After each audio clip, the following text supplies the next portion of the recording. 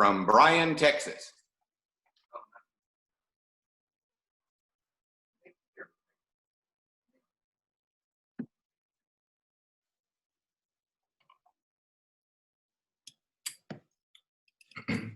Excuse me, the button is lagging.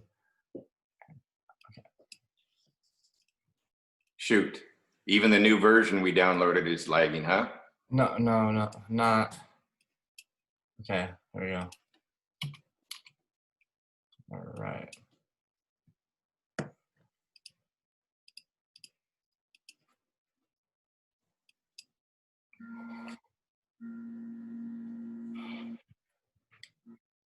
Is it not unmuting?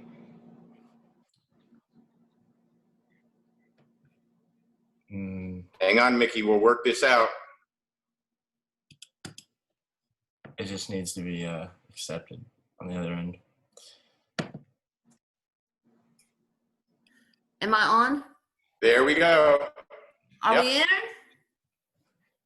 You're in. All right. Your video, Yay. Micki, your video is not on.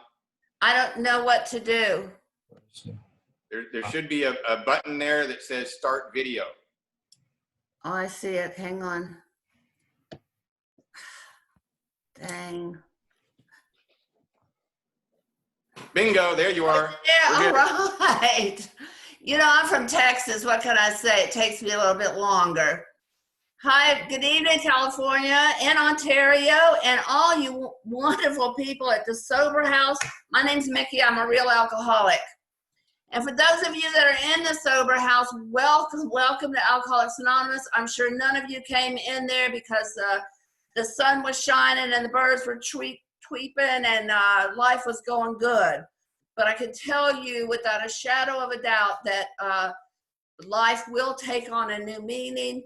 You will have things will work out that you never even thought possible. And I'm living proof of that. And I'm just so excited to be here to see Carl and Wayne and other people that I know. And, you know, I hope Zoom is not the new normal, but at least it's a way to keep us connected. And I just keep thinking back to the guys in World War II when all they had, it was their big book in their foxhole and their dependence upon God. And, you know, I think if we do that and go that route, we're going to make it regardless. So anyway, I am from Bryan, Texas. Bryan is the sister city to College Station, which is Texas A&M University. So I'm about 100 miles north of Houston. So I'm down here and it's hot, let me tell you. My sobriety date is February 5th of 1987. And for that, I am really, really grateful. And my mom is extremely proud. I had a grandson that graduated high school last night. I have another one that's in college and they've never seen me take a drink. And that is nothing shy of a miracle. I'm famous for saying, thank God I didn't get what I deserve. And you know, I always talk about steps, but I kind of always leave out steps 10, 11, and 12 because I run out of time. But I have to practice, and I'd gotten in a pretty bad place for a few years, you know. I heard a long time ago as a child that God won't give you more than you can bear. But what I've really come to believe is that life will give me more than I can bear, so I have to depend on God. And that's been proven to me over and over, and that's how steps 10, 11, and 12 work in my life today. They are no longer the maintenance steps, they are the growth steps. And as long as you stay here and go through whatever we have to go through and stay sober and use the experience of others, because someone has been exactly where you are and has had the exact same issue. And if we do what they did, we're going to be just fine. But a few years ago, my life was just started that tornado from hell. And my daughter, who should have nothing to do with me ever, luckily it came into my life when I was about 5 years sober, and we became just best friends. And I became a mother, she became a daughter. And about 5 years ago, she asked me if I would do what I needed to do to perform her wedding ceremony. And I did, and it was one of the most beautiful days. And how I held it together watching my child walk down the aisle and me performing this wedding ceremony, I'll never know. And on my 29th sober birthday, they'd been married not quite 3 years. My 29th sober birthday, I went to pick up my cake, and everybody talked about how wonderful I was, and I got to eat cake because I'm famous for saying if you want to stay sober, you got to eat cake. And so we did all that, and I came home, and about midnight that night, she called me screaming that her husband had taken his own life. And I'm going to tell you what, from that point on, it was just one thing after the other. I had to put my dog down of 17 years. Then my sister got cancer, and she couldn't or wouldn't take care of herself. And so I'm trying to take care of my daughter. I'm trying to take care of my sister. I'm trying to take care of my mother, who's freaking out over all this. And if you didn't hear what I kept saying is I started back running the show. I started relying on self. I had to control everything. And I wasn't depending on God. I was depending on self, and I got really, really, really tired. But thank God for this program. No matter how long you've been around, we're going to run into those times when these things happen. But because I stay connected, because I have a sponsor, because I was able to go back and work through the steps, I've come out that other side, and man, I'm loving this other side. This October, I'll be 65 years old. I never thought I would make it this far. I'm not married. My sponsor told me when I got sober, I never had to get married again if I didn't want to, and I haven't found it necessary. I am fully self-supporting through my own contributions, and I kind of like it that way. Now, I've had some serious relationships, and I've been in love before, and when I love. But what I'll tell you is when my last relationship ended, I went and bought a new Harley because, I know where it is every night. It stops when I want it to. It starts when I want it to, and it takes a heck of a lot less maintenance. So I'm real good with that. And, I have a home group. My home group's in Hearn, Texas, which is 17 miles up the road. And I absolutely love my home group. We do a lot of events with our Al-Anon sisters, and we believe the family that recovers together stays together. And I love my home group. I am involved in service work. Just got elected to do some district kind of stuff. Hadn't done that in a while, and so I'm back doing that. And I sponsor a lot of women, and I sponsor women that I couldn't touch their sobriety with a 10-foot pole. And the way this program works is just remarkable. But I love Alcoholics Anonymous. I don't know any better way to live my life. So I'm going to try to get sober real quick, but I certainly want to qualify. I come from a family of alcoholism. My father was a wife-beating, child-beating alcoholic. My mother is a saint. She has never had a drink in her life. She is the hardest working woman I've ever known. She'll be 88 years old, and we are out there on her table saw making bookcases. So, it's crazy. But she is the hardest working woman. She's never smoked a cigarette, and she only cusses when it's absolutely necessary. And she's got to be the reason I'm still alive today, other than the fact of God's grace and love. But, it got so bad with my dad that my mom said, you either got to quit drinking or you got to go. And he left. And for years, until I came into Alcoholics Anonymous, I thought my father left because he didn't love us. But what I know today, without a shadow of a doubt, that my father did love us, that it was the only kind and loving thing he could do was to leave us because he could not stop drinking. It was tough. It was tough on my mom. She was a divorced woman back in the 60s, and it was really, really tough on her. And she took jobs. I'll just say this to brag on her. She was the first woman postal carrier in the 2 counties where I live, jobs that were significantly left for the men. And my mom did what she had to do to keep food on the table and a roof over our head, but she was at work all the time. And so therefore that left me to do what I love to do, which is what I want to do.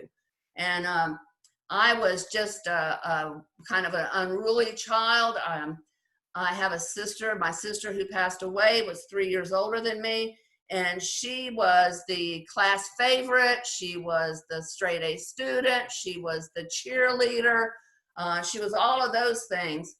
Well, I wasn't good at getting good attention, but I was real good at getting bad attention. And if you were a kid like me, starved for attention, negative attention was better than no attention.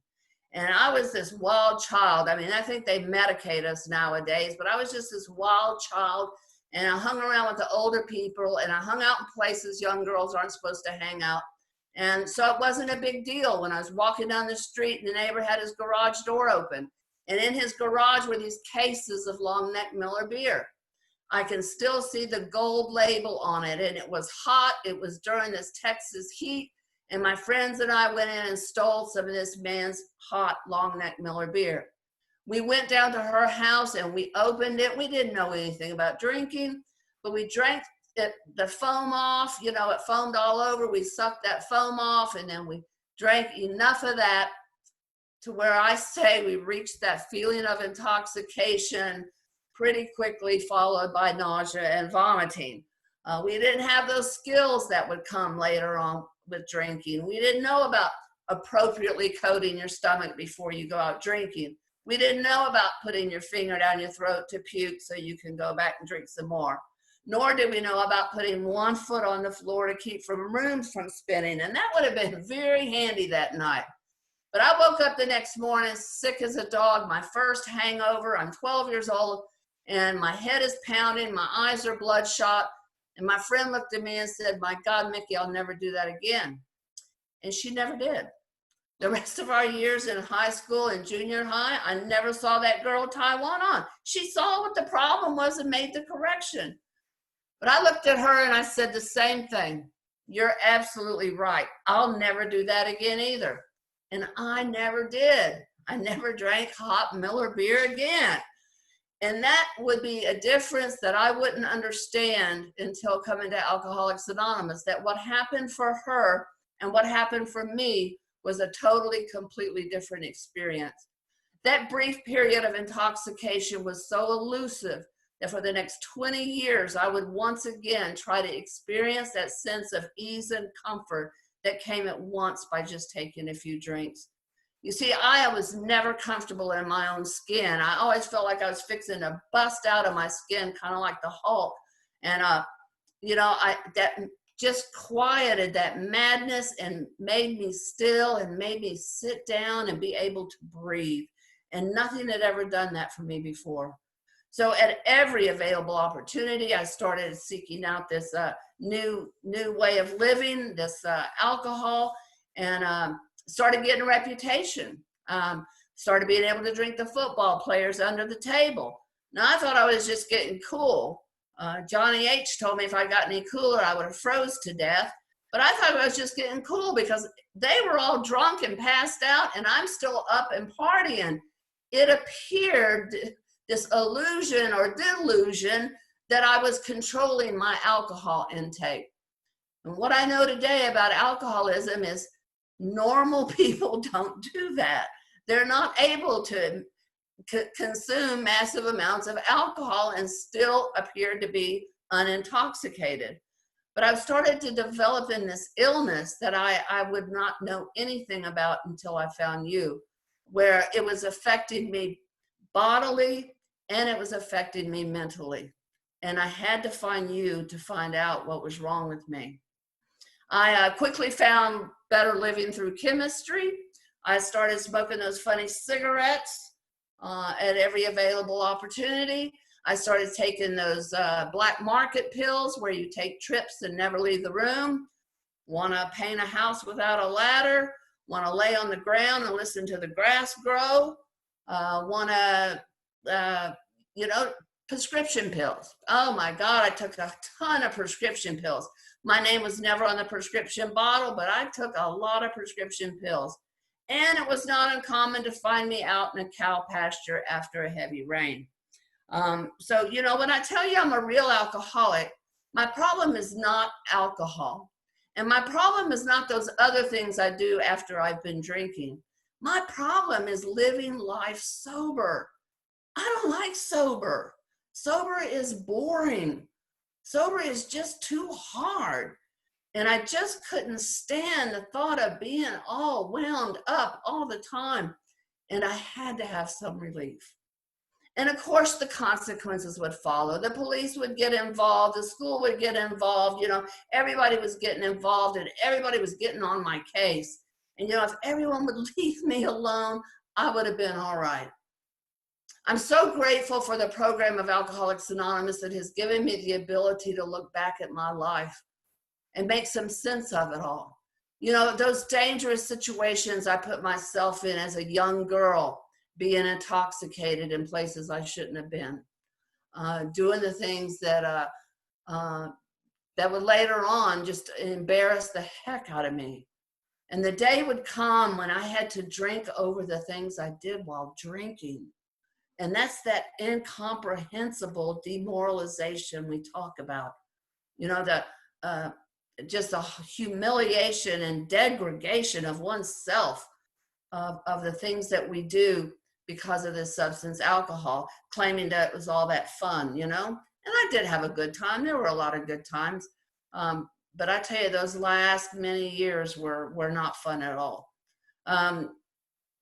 The program of Alcoholics Anonymous let me look back at my life. And the thing that I really wanted, when I did my first inventory, the thing that I really, really wanted, nothing more than anything else, I wanted to love and to be loved.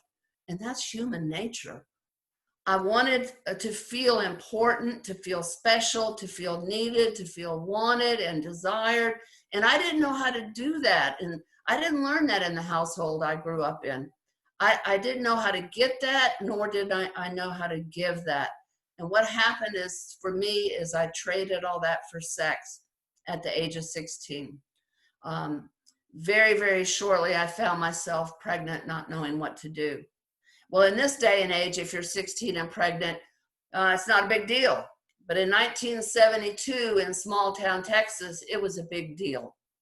My sister, again, was 3 years older than I. She had moved to Austin, Texas.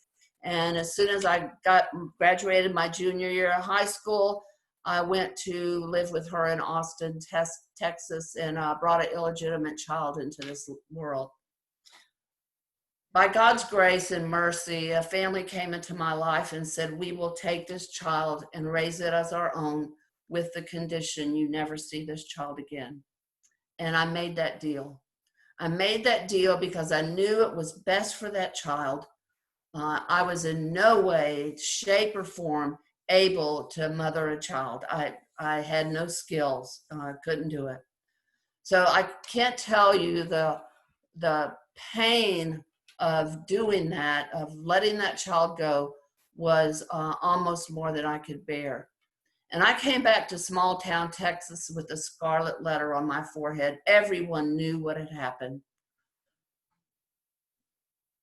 I literally, at 16 years of age, had to have some chemical or alcohol or something in my body that would allow me to walk out on the street and hold my head up and say, I don't care what you think. I don't care what you think. But you see, I'm an alcoholic. No one had to say a word to me. All anyone had to do was look at me, and I knew what they were thinking. And knowing what other people are thinking about me has cost me a great deal of pain in my life, even up to this day. But what I know from that experience and by working the steps is that I shamed myself to the pit of hell for what happened, that nobody ever had to say a word to me. I did it to me. Well, I made my first geographical change about 45 minutes after I graduated high school. I am out of Hearn, Texas, because Hearn was my problem. Everyone knew what had happened. There was nothing I could do in Hearn but continue to stay in trouble. So I'm going to go somewhere where no one knows me, and I'm going to start over. I'm going to find me a good married man to get married to. I'm going to have children to replace that child, which I thought was the solution. I'm going to be successful with the underlying idea that one day I'm going to come back and show them all how just successful I am. And, you know, I'm going to have these kids. I'll be a wonderful mother. I'll be a wonderful wife, and I'll join the PTA. And, you know, I had all these plans and I had these ideas, but I had no way to carry them out. And what happened to me is I took me right along with me. I moved 550 miles to a small town right outside of New Orleans, Louisiana, where they party 24/7. And that was not a good move for somebody like me. I was in Louisiana 2 weeks before I ended up in jail. And I'm thinking God is punishing me. I'm thinking if it wasn't for bad luck, I'd have no luck at all. I'm thinking, you know, I'm snake bit. I mean, I've got all this rationalization and justification, and I don't know what to do. I'm 500 miles away from home. I'm too proud to call home and tell my mom I'm in jail. So I sat in jail and sat in jail. And along the way, Plan B kicked in. And so what I ended up doing is I married the guy I got busted with so he couldn't testify against me and I couldn't testify against him.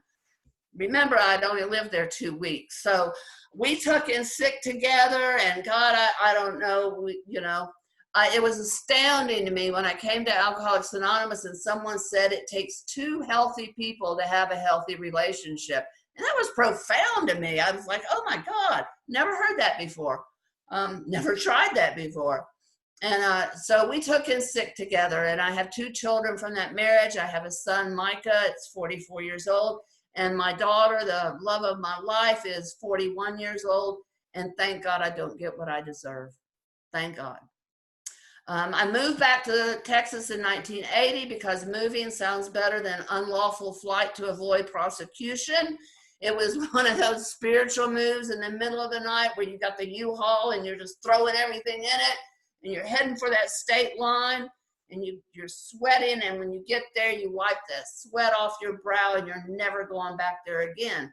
And you're okay for the time being because you don't know there's a step 9 in your future, so you're okay. You're off the hook. But by the time I got back to Texas, I'd made a lot of really other poor decisions. And one of those was one night I let a friend put a needle in my arm. And from that point on, I knew about living one day at a time.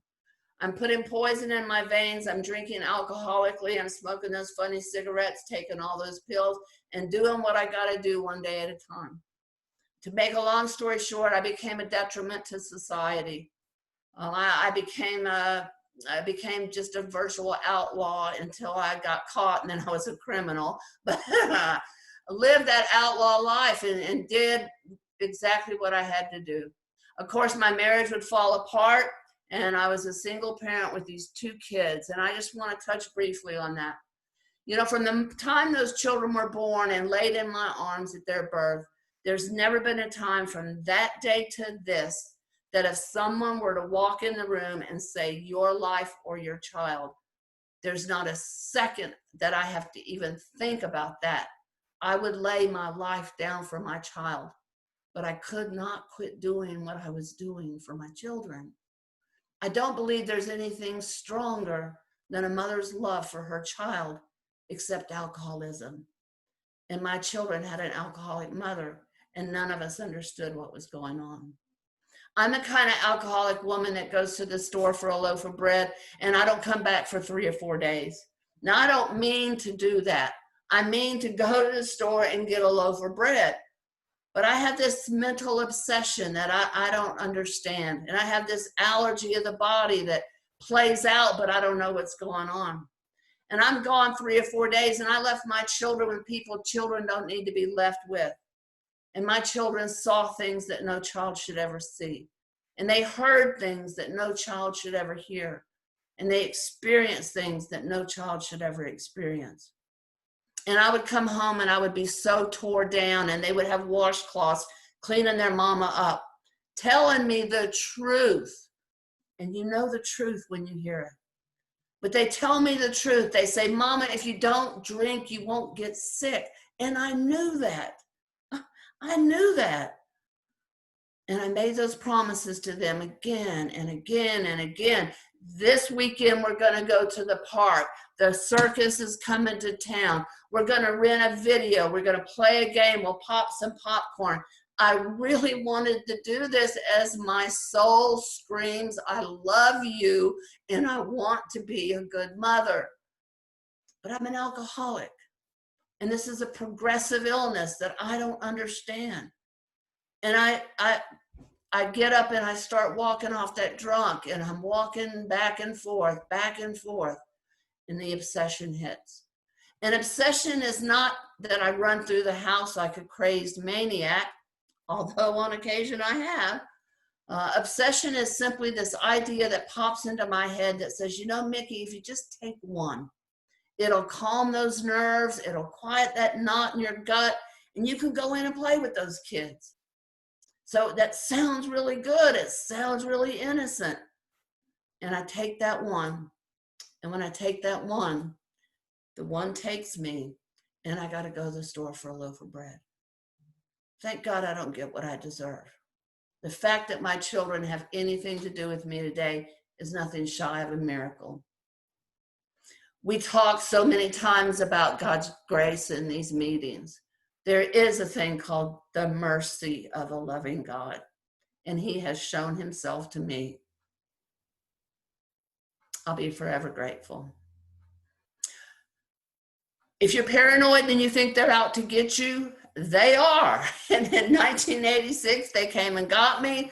I was charged with a first-degree felony, punishable by up to 99 years in the penitentiary. Now, I thought they were a little bit serious here in Texas. I mean, my God. After all, I was hanging out with my homies, my buddies, my pals. They call that organized crime, and they don't like it. So I'm in jail long enough to where I completely lost everything that meant anything to me. Lost everything, and then I get out of jail, and I'm one of those alcoholics that gets in trouble when you're in trouble. So I went back to jail, and I was held at no bond. And it was during that jail time, I was there a long time, long enough to where the jailhouse talk was going around. And people were talking about, you know, if you go to AA, it looks good when you go to court. So I was almost willing to go to any lengths to look good when I went to court. So I had another bond hearing. They offered me 20 years in the penitentiary, and I decided to take it to the box. And that box is a trial by jury. They said it was a jury of my peers, but there wasn't anybody there I'd have hung out with. So I decided I would go check out a couple of AA meetings. And so I went to the Bryan group of Alcoholics Anonymous, and they welcomed me with open arms, just like we do all over the world. And they said, come in, sit down. You are the most important person here. And I'm thinking to myself, God, I know that, you know, dang. And they said, come in and sit down. And one guy, it seemed like everybody had cowboy hats on and starched shirts and starched blue jeans and cowboy boots and walked real stiff. And they began to talk about, this guy said his drinking had gotten so bad that his wife left him. And the pain of that was so great that he put the plug in the jug, and his wife came back, and his life is wonderful. And I'm thinking to myself, dude, one wife, one time? I mean, come on, hang in there. I know women that'll drink with you. Don't give up. But he was talking about true love, and I was so far removed from any of those kind of feelings, I had no idea what he was talking about. And then some girl jumps up in the back, and she's so excited. She worked at this minimum wage part-time job long enough to save up enough money to get this used vehicle. And oh, everyone just applauded. They were so happy for her. And I was like, chick, see me after the meeting, man. I'll get you a better deal than that. Might not have a title, but I'll get you a better deal than that. Jeez. But she was talking about an honest day's pay for an honest day's wage. And again, I was so far removed from that, I didn't know what she was talking about. And so I didn't stick around. I went through this trial by jury. Make a long story short, they found me guilty, of course, because I was. And this jury came back, a prosecutor, again, was asking for 20 years. And this jury came back with this different solution, different recommendation. And they decided to give me another opportunity. But they gave me the worst thing you can do to somebody like me. 10 years, intense supervision, probation. Now, I'm not the kind of person that likes to be told what to do. I'm not the kind of person that likes to be told where I can go, when I can go, who I can hang out with, who I can hang out with, pee in this cup. I don't like those things. I don't like rules. You know, I was always a rebel, and with a cause or without a cause or just because. But I certainly didn't want this, and I was furious. But I know today that fear was, that anger was fear. And what I was really afraid of is I knew I could never stay sober 10 years. So I started on, this happened in December. They gave me till February to start probation because of the holidays. And the judge told me I better cross every T and dot every I, or he was gratefully send me to prison. I'd love to tell you that going to jail or the threat of prison, changed my life. I always found God every time I went to jail. When no one was looking, I would lean down by that cot and I would say that prayer that we've all said before. And it was always, God, get me out of this one. I'll never do it again. And you mean that. You're sincere when you say that prayer. But as soon as they call my name and they open those doors and let me out, I leave God locked up in jail because I don't know how to take God with me into my daily life. I don't know how to have a director or an employer. I don't know how to turn my will and my life over to the care of God. I had to be taught. Some people, like my mother, they know how to do that. I had to be taught. I really, truly didn't know. And so I left God locked up in jail and just went back and continued doing what I was doing. And they say when you hit bottom, there's only one way but up. But when I hit bottom, I flopped back and forth like a fish out of water. And I just couldn't put the shovel down. The thing that changed my life was this. I had one young man who was left in my life, and I always like those young men, still do, like them young. Because I think if you get them young enough, you can train them. You go out and you give them your experience, strength, and hope, and they get ideas of their own, and you got to get rid of them. But you can't get rid of them until you got another one. Sometimes you all meet in the middle, and that causes some great chaos. But I had this one young man, cute. His name was Bud. He was 24 years old and just wonderful. And the world at his feet. The only problem is he ran into someone like me. And I will be forever, ever regretful for that. He had hung in there with me. He watched me lose everything, including my children. He watched me lose my cars and my house and everything. Go through this trial, and he hung in there with me. He came to me one night. We were living in an abandoned house, no running water, no electricity, had a Coleman lantern. And he came to me and he began to ask me questions about what life was. And I had no answers for him. And he began to ask me what I was going to do. And I had no answers for him. I didn't know. And then he began to point out my mistakes, my failures. I've lost my children. My vehicles are gone. I've been to court, and I'm doing the same thing that put me there. Anytime anybody points out my wrongdoings, I do whatever I have to do to get you away from me. If that's attack you physically, I attack you physically. But what's worse, I can cut you up verbally. And one thing about the tongue, the almighty tongue, once you put it out there, you can make amends, but you can never unring the bell. So I, to the best of my ability, guard my precious muscle, this tongue, to see what I put out there. He finally looked at me and he dropped his shoulders and he said, Micki, I can't live like this anymore. And I said, you go ahead and leave, big boy, because I don't need you. I don't need anybody. I don't need anything. If everyone would leave me alone, I'd be okay. And he walked out of my life that night with me chasing him with a Coleman lantern, telling him how no good he is and what a coward he is. And I walked back in and I did what I had to do to make it go away for one more night. I'll worry about it tomorrow.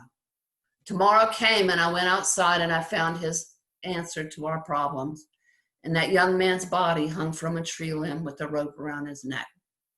And when he said he couldn't live that way anymore, he meant that. And while I was making it go away for one more night, he was making it go away for eternity. My life changed from that day to this. Father Martin says every one of us that dies from this illness buys sobriety for someone else. He said he couldn't prove that, but he believed that. And I know who bought my sobriety. The price was really, really high. I started running and running and running as fast as I could, trying to outrun my head, when the gift of surrender finally came my way. And the way the gift came was the form of a tear. And when that tear started down my face, it opened the years of, and floodgates of years of uncried tears. I just started bawling. And after a while, I sat up and I looked around and kind of had that deja vu feeling, but I didn't really know where I was because I was just frantic. I had looked death in the face. I knew I was next, and I was running. And when I looked up, I saw these people walking down the sidewalk carrying that beautiful book of Alcoholics Anonymous. And the miracle of it was it was 7:45 and people were walking in. And I knew I had to get in there or I was going to die. And I started up the sidewalk and literally fell, and it was raining and it was cold. And I literally crawled in to what I consider my first meeting of Alcoholics Anonymous. I'd love to tell you that the Bryan group then rushed to my side with a plate of donuts and a cup of coffee, saying, "Let us help you up, you poor precious child of God." But they didn't do that. They didn't even tell me I was the most important person there. They told me to come in and sit down and shut up and listen. And then they said, "Keep coming back." And that's all I remember. That's all I remember. They told me that this was a program of total abstinence, that any mood or mind-altering substance would get in the way of my relationship with the higher power. And I heard that, and I believe that, still believe that to this day. And so I just kept coming back. I had nowhere else to go, nowhere. And I literally started to get physically sick because of the stuff I was putting in my body, and I would vomit on myself, and I was itching, and my hair was falling out. But you cleaned me up, and you gave me some nourishment, and you said, "Just keep coming back. And as long as you don't put any more of that poison in your body, this too shall pass, and you never have to go through this again." And I've never had to go through that again. And it was painful. It was awful. There weren't any sober houses around. There weren't any treatment centers for people like me. There was nothing. Alcoholics Anonymous literally loved me sober, and I'll be forever, ever indebted. Somehow I remember I was supposed to show up to this probation officer, and I did, and I started doing this thing called probation. And I started showing up for where I was. And my probation officer had me report to her every other day for the first 6 months. And I thought that was really excessive. And she told me years later the reason she did that was to make sure I was still alive. She didn't think I was going to make it. And so I started on this thing, and the judge had ordered me to 90 meetings in 90 days. And I said, well, I'll show him. So I went to 1 meeting a day for that judge, and I went to 1 meeting a day for me. And pretty soon I found myself going to 3 and 4 and 5 meetings a day, because that's what it took for me to stay sober that day. I never went to jail for going to too many meetings. Never. I haven't had to go to jail again. And so, I started this probation, and I started doing what I was supposed to be doing. And my probation officer saw that I was really trying, and she helped me get in school. And I got real involved in Alcoholics Anonymous. I was in a prison somewhere every weekend the first 15 years I was sober. I was so grateful. If the Lions Club wanted to know about Alcoholics Anonymous, take me. I'm your girl. I'm on the H&I committee. I'm on the steering committee. I got on the speaker committee because they were giving me all these speaker tapes to listen to. They didn't know what else to do with me.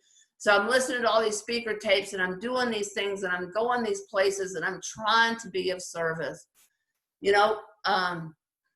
I became a chronic complainer, though, first off. Before I got active, I was a chronic complainer. And I began to complain in those meetings.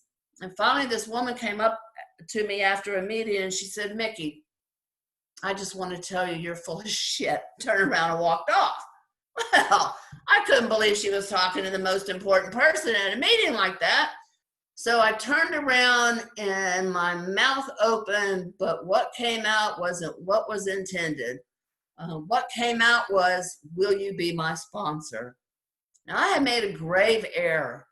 I mean, aren't we supposed to have people we can connect with, people that we can relate with, people that have walked the same path we have? God, thank God, no. Because I had a woman here who understood the program of Alcoholics Anonymous, who knew the big book and knew what was in it and had a working knowledge of the steps. I had a sponsor who had a sponsor, but she looked at me from the top of my head to the tip of my toes, square in the eye, and she said, I don't like you, but I'll help you because I have to stay sober. She said, do you have a big book? I said, no. She said, do you have any money? I said, no. She said, well, steal one. You can make amends later. So I did. Given away a lot of big books over the years. But I would still complain. I'm living in an abandoned house. I have this truck. I got in a drug deal, figured it out one day. It cost me $12.50, and I got ripped off. And so I got a $12.50 truck. I'm living in an abandoned house. Wouldn't you complain? And my sponsor was so rude. She would say things to me like, well, get a job. Oh. Noon meeting came around. They said, are there any AA related announcements? I said, yes, I need a job. And by the time that meeting was over, I had my first sober job, my first legal job in many, many, many years. And I went to work in a sink factory on an assembly line, drilling holes in marble sinks in a 120-degree sweatshop. But I learned about a day's pay for a day's wage. When I got my first paycheck and I went to my home group and I put my dollar in the basket, I got a standing ovation. And they said, welcome to Alcoholics Anonymous. I got busy with looking at the steps, and my sponsor explained to me step 1 was the problem. Step 2 was the solution. And she said, Mick, you have a decision to make, and it's real. Your plans are limited now. You've got 1 or 2 options. Either keep doing what you're doing and shut up and leave us alone, or try life on a spiritual basis. And if you're going to try life on a spiritual basis, then you're going to work the rest of the steps. So pick up a book and start writing the 4th step. I had moved into a small apartment by that time, $200, all bills paid. Woohoo! Bad part of town, crack alley. But I got sober there, and I found myself, and I found my God. I did a 4th step, and she sent me home for that hour of careful consideration. Not a week, not a month, but an hour. And during that hour, I had to go to the restroom. And when I turned the light on, I saw my reflection in the mirror. And for the first time in my life, I saw who was looking back. I was selfish, dishonest, self-seeking, manipulative, any defect of character times 100. That's who I was. That's who I was bringing to God. And I didn't know if there was a powerful enough God for all that. But step 6 and 7 really, really changed my life, because for the first time I knew what was wrong with me. And I knew with your direction and God's strength, I could change. And I started changing. And that's when I got involved in that service work. And that's when I got involved in those H&I committees and listening to those speaker tapes and going to all these meetings and being the best AA example that I could be. I'm doing these things because I don't want to die. I don't want to die. And I don't want to die in prison. I don't want to die. So that's why I'm doing these things. At 3.5 years, 3 1/3 years of my 10-year probation, the judge called me in his chambers, and he says, Micki, I hear about the good work that you're doing in the community, and I believe you were a changed person. Oh my God, I couldn't believe it. He released me from the bondage of the state of Texas. Now, a changed person, a lot of people talk about making living amends. What I get out of my book is I make my amends and I close the door. I close the book. The way I live my life today is not about me making amends. It's because I am a different person. I have a new employer. I have a new father. I have a new principal, and I am his child. And I start acting like I'm his child. I start thinking like I'm his child. I always believed there was a God, but I never acted like it. And I never thought like that. And, you know, I was free. I was free long before I ever got off probation. I was free. And no more hunting or diving or, you know, I thought I was going to have to leave my area in order to get clean and sober. I had too many connections and all those excuses we make. But it was the old timers that said, you will stay here and you will look this community in the eye and you will pay back what you've done. And I'll be forever grateful for their wisdom. And that's exactly what I did. My probation officer helped me get in school, and I ended up getting some initials behind my name, which had allowed me to have the career I had. My probation officer said, I want you to take some further action. So I've learned to take further action and leave the footwork up to God, leave the results up to God. And so I did so. And in 1994, I received a full pardon from the governor of the state of Texas. I couldn't freaking believe it. Now, I'm sure you can tell I don't need a pardon to build my ego. That's easily done. But I knew this had to be of some purpose to God. I had worked my way up into middle management of a nonprofit organization, and then we had major funding cuts in Texas about 20 years ago. And whenever you have major funding cuts, the first thing that goes is middle management. And so 20 years ago, I'm without a job. And I had not had to look for a job since I raised my hand in that meeting and said I needed a job in that AA meeting. And I was unemployed for about 3 days when the phone rings and there's an old familiar voice. And that familiar voice says, hey, I hear you're looking for a job. And I said, yes. And she said, well, why don't you come work with us? And that familiar voice was my probation officer. In the last 20 years of my life, I worked at the Brazos County Adult Probation where I was on probation. Heck of a way to get your money back, but I could not work there had I not gotten that pardon. And I believe that I was exactly where God wanted me to be, working with exactly the kind of people that I was, that came in with that belligerent attitude and that not knowing and that anger and hostility and fear. And I knew all that, and I loved every one of them that I worked with. And I said I did work with them because April 30th of this year, I retired from adult probation. So I am a retired woman. Thank you, Carl. I am retired, and things have been really, really wonderful. A couple of things I want to run through, and I know I don't want to run over time. But when I was about 3 years sober, I got a phone call and then was invited to this private party where my probation officer was getting a 1-year chip. And she had not told me she was in recovery. And so I told the friend that called and invited me, I said, look, she hasn't told me she's in recovery. I'm not going to come. And I got off the phone, and a few minutes later, the phone rang again. I answered it, and it was my probation officer. And she said, will you please come give me my 1-year chip? Had I not seen Alcoholics Anonymous work in your life, I wouldn't be sober today. We don't know who we're carrying the message to. We don't know who is watching. We don't know how they are, but they're watching. They're watching. Everything's not been wonderful, sunshine, glory, and there's been a lot of stuff. I've lost people that I would have taken their place for. My sponsor died. I would have, I've been sick, and I got critically ill one time.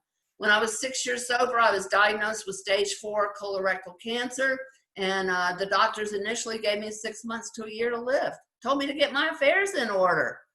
It was funny. By the time I was 6 years sober, I actually had some affairs.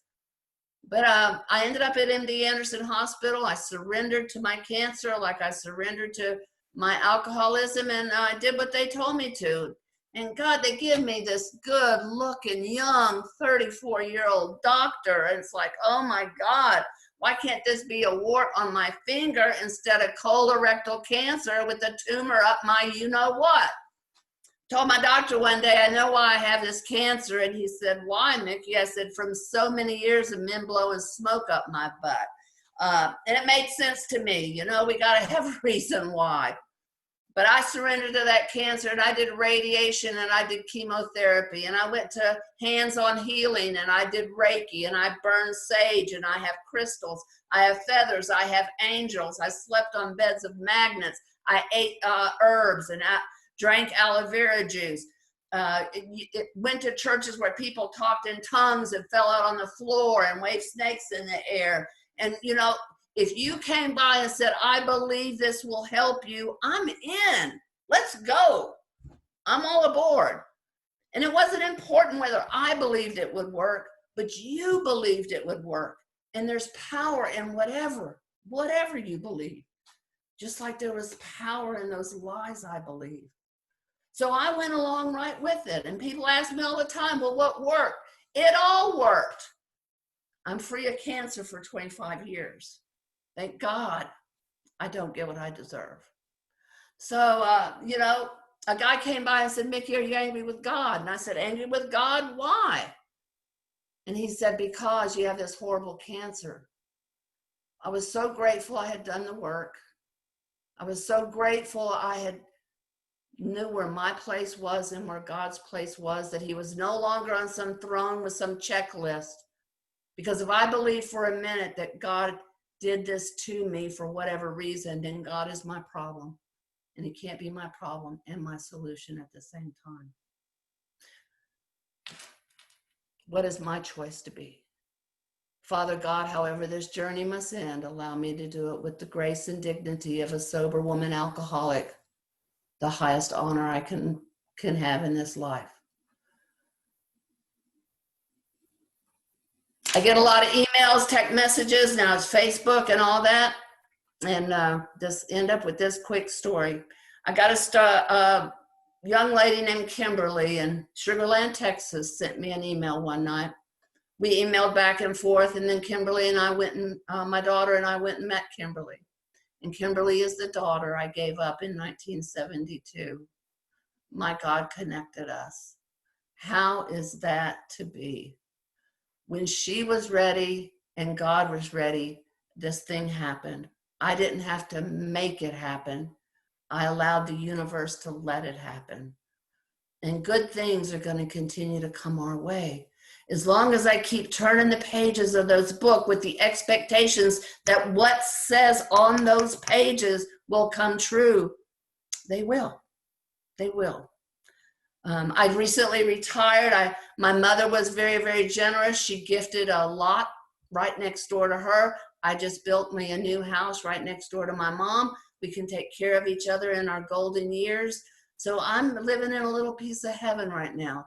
From where I was 33 years later to where I am today is nothing shy of a miracle. And all it was 12 simple steps. 12 simple steps. And here I am living a life I never even thought I might want. So, you know, I'm probably not what I should be. You know, I'm probably not what I could be. But thank God in Alcoholics Anonymous, I'm not what I used to be. Thank you for having me.